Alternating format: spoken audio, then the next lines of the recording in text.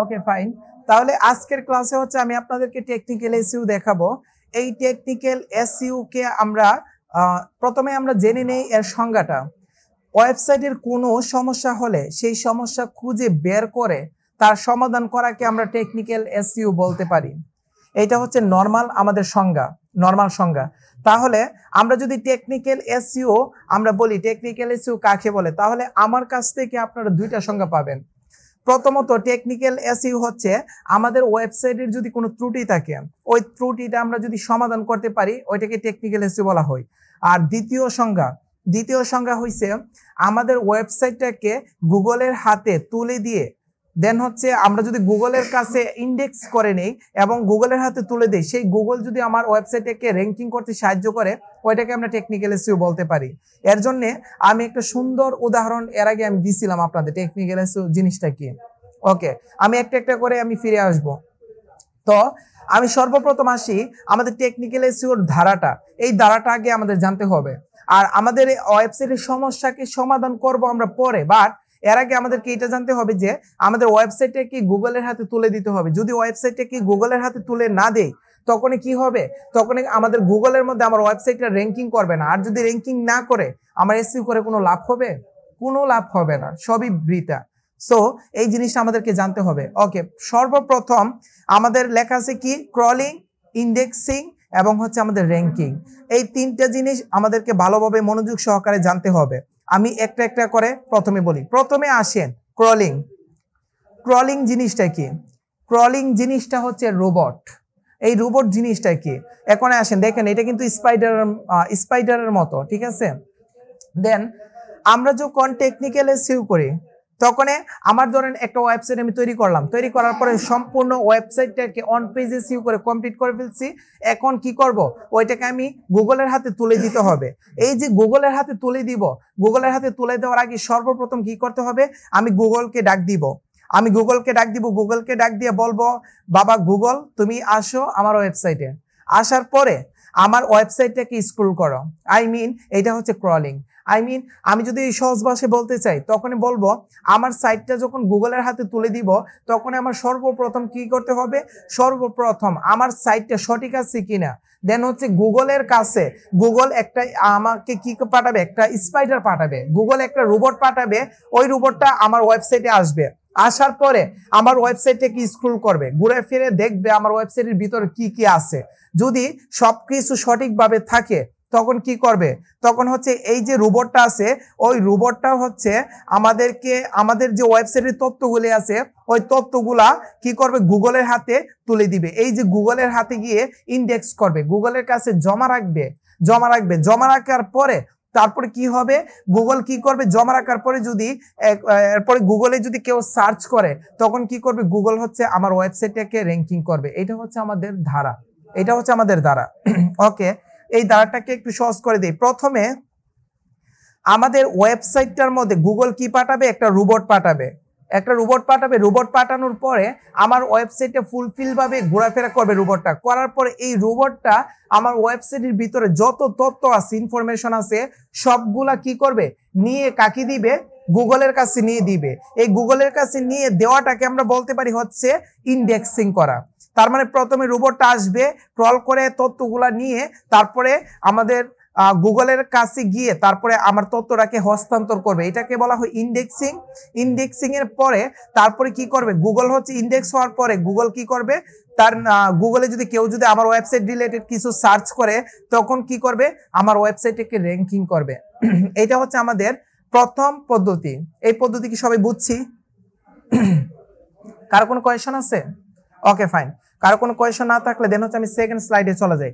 এটা হচ্ছে আমাদের পদ্ধতিটা। এই পদ্ধতি ফলো করে দেন হচ্ছে আমাদেরকে কি করতে হবে, আমাদেরকে টেকনিক্যাল এসইওটা করতে হবে। তখন আমি সেকেন্ড স্লাইডে চলে যাই।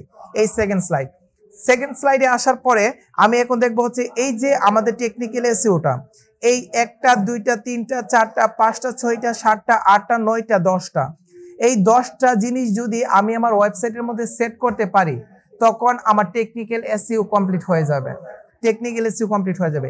এই যে টেকনিক্যাল এসইও কমপ্লিট হয়ে যাবে, এই কমপ্লিটের দ্বারাটাই হচ্ছে আমাদের উপরে লেখা আছে ক্রলিং, ইন্ডেক্সিং এবং র্যাঙ্কিং। এই তিনটা দ্বারাতে হচ্ছে আমাদের এই 10টা কাজ আমাদেরকে সম্পন্ন করতে হবে। আমি আপনাদের ওয়ার্ডপ্রেস সাইটে একটা একটা করে আমাদের যে পেন্থিয়ন সাইট আছে ওই সাইটের মধ্যে অ্যাপ্লাই করব, অ্যাপ্লাই করে একটা একটা করে হচ্ছে আমি সবগুলাকে কমপ্লিট করব। আপনাদের কোনো ত্রুটি রাখবো না, ইনশাল্লাহ অনেক সহজ হয়ে যাবে। তো আমাকে এইটা বলেন, এই দ্বারাটা সবাই বুঝছেন কিনা? এই দ্বারাটার উপরে হচ্ছে আমাদের ফুল টেকনিক্যাল এসইওটা নির্ভর করতেছে, ঠিক আছে? টেকনিক্যাল ফুল এসইওটা নির্ভর করতেছে। কারো কোনো প্রবলেম আছে কিনা এই দ্বারাটার উপরে? ওকে, নতুন যারা আছে তারা কি বুঝছি? ওকে, আমি লাস্ট একটা বার রিপিট করতেছি, কারণ বারবার রিপিট করার কারণ আছে, এখানে অনেক কারণ আছে। ওকে ফাইন, লাস্ট একটা বার আমি রিপিট করতেছি। সর্বপ্রথম আমি একটা ওয়েবসাইট তৈরি করলাম, তৈরি করার পরে ওই ওয়েবসাইটটা তৈরি করার পরে ধরেন আমি অন পেজ অথবা অফ পেজ এসইও করছি অথবা না করছি, দেন যাই কিছু করি না কেন ওইটাকে আমি টেকনিক্যাল এসইও করব। টেকনিক্যাল এসইও করার জন্য আমাকে কি করতে হবে? এই যে রোবটটা দেখতেছেন না, এই রোবটটাই কাজ করবে। এইগুলো যে আমি পড়াবো আপনাদের সবগুলো এর ভিতরেই আসবে। প্রথমে আমি আমার ওয়েবসাইটটাকে গুগলের হাতে, দেখেন আমার ওয়েবসাইটটাকে যদি গুগলের হাতে তুলে না দিই, তখন গুগলে যদি কেউ সার্চ করে তখন কি আমার ওয়েবসাইটে পাবে? পাবে না। তার মানে গুগলের হাতে তুলে দিতে হবে, তারপরে গুগলে কেউ সার্চ করলে আমার ওয়েবসাইটে পাবে। তখন আমার এই তিনটা দ্বারা আমাদের কি করতে হবে? বহাল রাখতে হবে। আর এই যে তিনটা দ্বারা একটা জিনিস মনে রাখেন, ক্রলিং মানে কি? একটা স্পাইডার আসবে আমার ওয়েবসাইটের মধ্যে ঘোরাফেরা করবে, করে সমস্ত তথ্য গুগলের হাতে নিয়ে যাবে।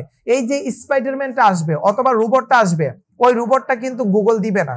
গুগলের রোবটটা আমাদেরকে নিজেদের তৈরি করতে হবে। তৈরি করার পরে তারপরে এই রোবটটা হচ্ছে আমি তৈরি করব, তৈরি করার পরে দেন আমি আমার ওয়েবসাইটের মধ্যে ছেড়ে দিব, ছেড়ে দিয়ে বলবো আমার রোবটটাকে যে আমার ফুল ওয়েবসাইটে স্ক্রল করো, করার পরে সমস্ত তথ্য গুগলের হাতে নিয়ে যাও। এই যে স্ক্রল করবে আমার যে রোবটটা, এই রোবটটা স্ক্রল করাটাকে আমরা ক্রলিং বলতে পারি আমার ওয়েবসাইটের ভিতরে। তারপরে রোবটটা ক্রলিং করার পরে যে তথ্যগুলা পাবে ওই তথ্যগুলা গুগলের কাছে নিয়ে যাবে। এই যে গুগলের কাছে নিয়ে যাবে ওইটাকে আমরা বলতে পারি ইন্ডেক্সিং, মানে গুগলের হাতে আমার ওয়েবসাইটের তথ্যগুলা জমা আছে। তারপরে আছে আমাদের র্যাঙ্কিং। র্যাঙ্কিং মানে গুগলের হাতে যে আমার ওয়েবসাইটের ফুল তথ্যগুলো জমা আছে, তখন ওই রিলেটেড কেউ যদি গুগলে সার্চ করে কোনো কিছু খুঁজে অথবা কোনো কিছু জানার জন্য, তখন ওই রিলেটেড যদি আমার ওয়েবসাইটের সাথে মিলে যায় সাবজেক্টটা, তখন কি করবে? গুগল আমার ওয়েবসাইটটাকে র্যাঙ্কিং করে উপরে নিয়ে আসবে। উপরে নিয়ে এসে ওই ইউজারকে বলবে যে আপনার যে তথ্যটা চাচ্ছেন ওই তথ্যটা দেখেন এর মধ্যে আছে, আপনি খুঁজে বের করে নেন। ঠিক আছে, বুঝছি সবাই? এটা হচ্ছে আমাদের ধারা, ঠিক আছে? এটা হচ্ছে আমাদের ধারা। এখন এই ধারার পরে তারপরে হচ্ছে আমি আপনাদেরকে আর কয়েকটা জিনিস আমি আপনাদেরকে বলবো।